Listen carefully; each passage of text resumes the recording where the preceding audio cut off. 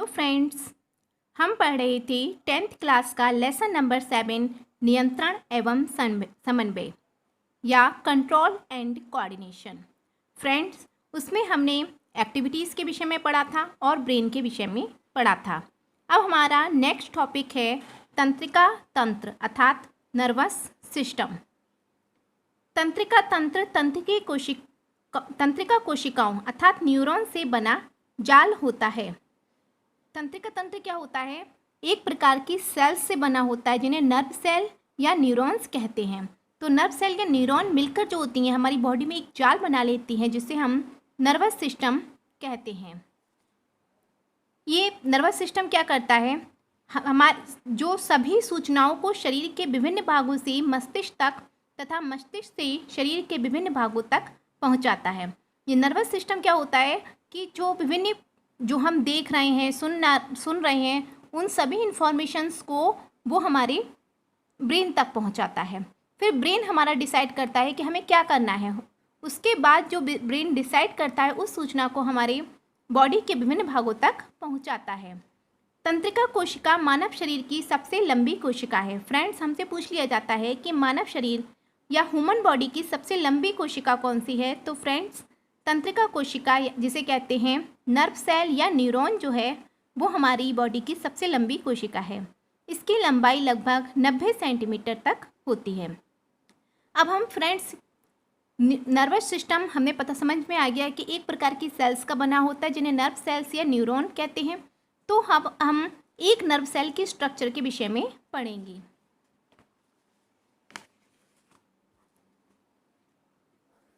देखिए फ्रेंड्स, ये nerve cell की स्ट्रक्चर को मैंने दो भागों में बांटा है। ऊपर की बॉडी जो कहलाती है इसकी साइटोन और नीचे की बॉडी कहलाती है एक्सॉन। तो साइटोन में क्या होता है? सेंट्रल में एक न्यूक्लियस होता है अर्थात केंद्रक होता है। इसके चारों ओर का जो साइटोप्लाज्म होता है, नर्व सेल के अंदर जो साइटोप्लाज्म होता है उसे न्यूरोप्लाज्म कहते हैं। उसके अतिरिक्त हम देख रहे हैं इसमें छोटे छोटे से कण हैं जिसे नेसल्स ग्रेन्यूल्स कहते हैं। नर्व सेल से जो होती हैं अनेक शाखाएं निकलती हैं जिन्हें डेंड्रॉन कहते हैं। ये डेंड्रॉन जो होती हैं आगे जाकर कई छोटी छोटी शाखाओं में बढ़ जाती हैं जिन्हें डेंड्राइट्स कहते हैं। तो ये स्ट्रक्चर हो गई हमारी साइटोन की। उसके अलावा जो हमने देखा था डेंड्रॉन निकलती है तो एक जो डेंड्रॉन होता है वो काफ़ी लंबा नीचे की ओर जाता है। तो इस जो कोशिका का प्रवर्ध है, जो फिलामेंट है, वो जो सबसे लंबा है उसे एक्सॉन कहते हैं। एक्सॉन में बाहर की ओर होती है मेड्यूलरी शीथ। सबसे बाहर की ओर जो शीथ है सबसे बाहर की शीथ जो है उसे न्यूरिलेमा या श्वान शीथ कहते हैं। अब क्या होता है, एक्सॉन और न्यूरिलेमा के बीच में बसा पदार्थ अर्थात फैट की स्टोर होने से एक शीथ बन जाती है जिसे मेड्यूलरी शीथ कहते हैं। मेड्यूलरी शीथ जो होती है बीच बीच में ब्रेक हो जाती है अर्थात बीच बीच में टूट जाती है, जिससे क्या होता है इसके टूटने से जो न्यूरिलेमा में एक प्रकार के नोड्स व इंटरनोड्स बन जाते हैं। तो नोड्स को क्या कहते हैं? Nodes of Ranvier. और दो नोड्स के बीच का स्थान अर्थात ये भी नोड्स देख रहे हैं, ये भी नोड्स देख रहे हैं, ये नोड्स है, और इन दो नोड्स के बीच का स्थान जो होता है वो इंटरनोड कहलाता है। एक्सॉन जो होता है वो नीचे की ओर जाके शाखाओं में बढ़ जाता है और उस पर जो होती है एक बटन लाइक स्ट्रक्चर कह सकते हैं या तो बन जाती है, तो उसे हम कहते हैं साइनेप्टिक नोब्स। ये हम देख रहे हैं गोल गोल। इन साइनेप्टिक नोब्स के द्वारा ही क्या होता है दूसरी नर्व सेल जो होती है उसके डेंड्राइट्स आके जुड़ जाते हैं। इस प्रकार जो होता है अनेक न्यूरॉन या नर्व सेल एक दूसरे से जुड़कर हमारी बॉडी में एक जाल बना लेती हैं और यह जाल जो होता है नर्वस सिस्टम कहलाता है। तो फ्रेंड्स, अब हम इस न्यूरॉन की स्ट्रक्चर को लिखेंगे।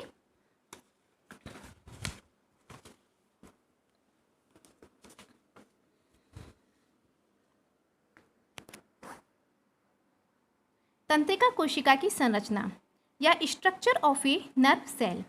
एक तंत्रिका कोशिका की संरचना के निम्न भाग है। हमने पढ़ा था, दो भाग पढ़े थे, एक साइटोन और दूसरा एक्सॉन।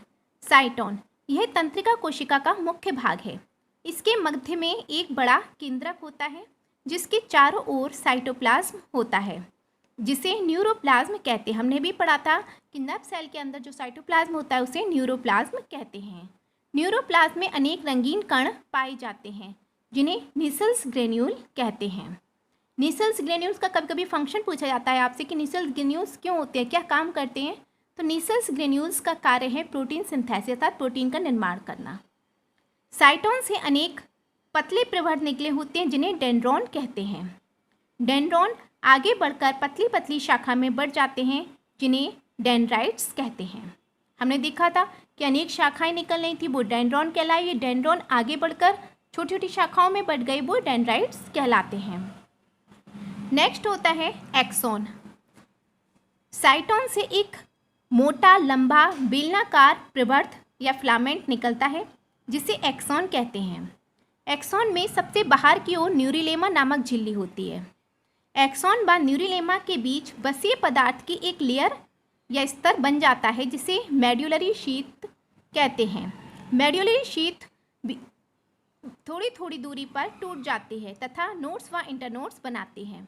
नोड्स को नोड्स ऑफ रेनवियर कहते हैं। कई बार आपसे पूछा जाता है कि नोड्स ऑफ रेनवियर किसे कहते हैं, तो मेड्यूलरी शीथ और न्यूरिलेमा एक्सॉन के बाहर की ओर इन दोनों से जो एक प्रकार के नोड्स बनते हैं उसे नोड्स ऑफ रेनवियर कहते हैं। दो नोड्स के बीच का स्थान इंटरनोड्स कहलाता है। एक्सॉन का अंतिम सिरा पतली पतली शाखाओं में बढ़ जाता है या बटा होता है, जिसके अंतिम सिरे पर छोटी छोटी घुंडियाँ होती हैं जिसे साइनेप्टिक नोब्स कहते हैं। इन्हीं के द्वारा एक तंत्रिका दूसरी तंत्रिका से जुड़कर शरीर में एक जाल बना लेती है। एक तंत्रिका का एक्सॉन दूसरी तंत्रिका की डेंड्राइट से जुड़ता है। तो फ्रेंड्स, ये हमारी स्ट्रक्चर हो गई एक नर्व सेल अर्थात न्यूरॉन की। इसके अतिरिक्त हमने नर्वस सिस्टम को समझ लिया। फ्रेंड्स, आपको अगर वीडियो अच्छी लगी हो तो इसे लाइक करें, शेयर करें और चैनल को सब्सक्राइब करें।